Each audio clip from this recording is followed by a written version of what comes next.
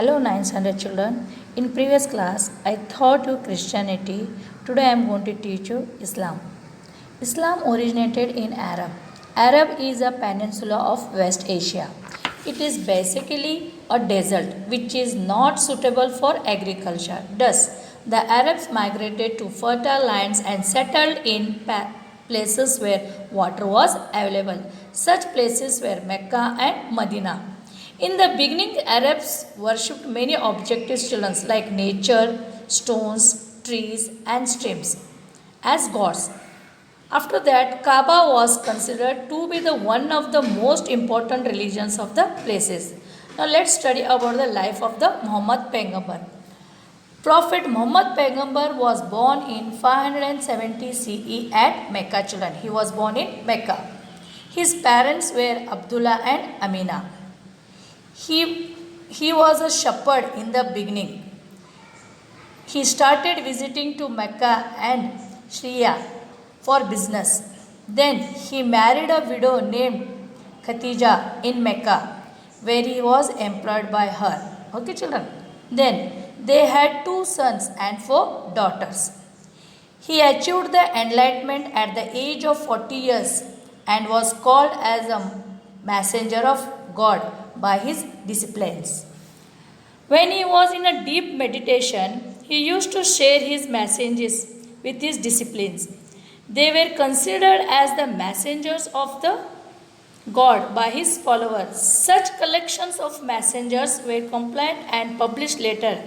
This is known as the Holy Book of Quran, children. Now we'll study about the life of the Muhammad Paighambar. He travelled from Mecca to Medina in 622 CE. Second point, people of Medina welcomed him and followed his principles. He went back to Mecca and people of Mecca accepted his teaching. He died in 632 CE, children. Teachings of Islam.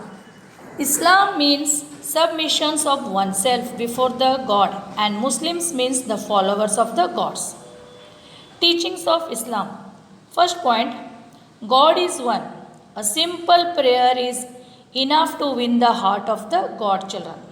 One should lead an honest and principled life and should keep away from all the bad habits. One should have respect for women and compassion for the poor and weak.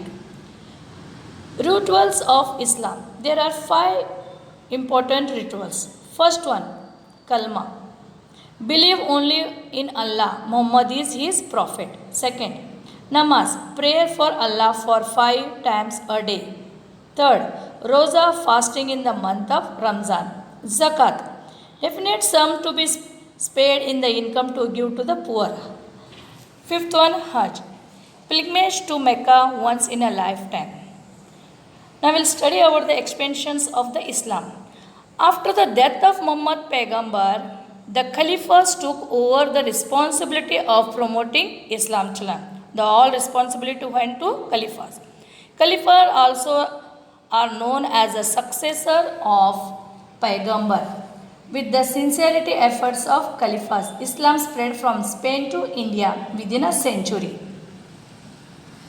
Simplicity of Islam. Efforts of caliphs to spread Islam. Devotions of Muslims. Religion interest of sultans. Contributive political situation. Now we'll study about the contributions of Islam. After accepting Islam, Arabs have been known for the following contributions.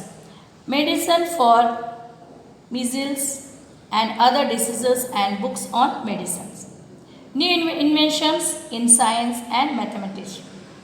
The spread of knowledge built by Medieval Arab and Persian in the field of geography and astronomy to the other parts of the world. Islam influenced the art and the architecture. The features of Islamic architectures can be seen in the building built in Roman, Byzantine and Persian emperors. Lastly, we'll study about the sects in Islam. Like in other religions, many sects can be found in Islam also, children. The most important among them are Shia and Sunni. The successor of Muhammad Paigambar are known as what? Caliphs. They became the religions and political leaders of Islam after Paigambar. Abu Bakr was the first Caliph, children. So with this, I have completed the lesson. Thank you, children.